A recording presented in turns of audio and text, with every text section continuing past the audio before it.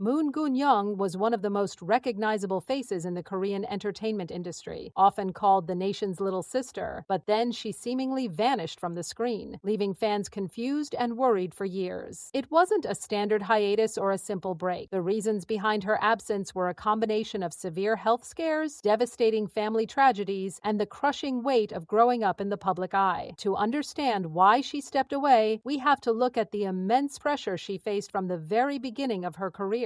She debuted at a remarkably young age, and by the time she was in her 20s, she had already spent half her life being judged by strangers. In a past interview that resurfaced during her hiatus, she admitted that the scariest thing about her life was meeting people who thought they knew her instantly. She explained that people would meet her for the first time but act as if they understood her completely, often criticizing or complimenting her based on a fabricated image they had in their minds. This constant judgment took a heavy toll on her mental health. At just 21 years old, during an interview, she broke down in tears and confessed that she hated herself. She revealed that she had so many people influencing her life, and instead of hating them for the pressure, she turned that hatred inward. It was a shocking admission from someone who was seemingly at the top of her game, revealing that the nation's little sister title was more of a cage than an honor. While the public was aware of her struggle with fame, a much more dangerous and physical battle was happening behind the scenes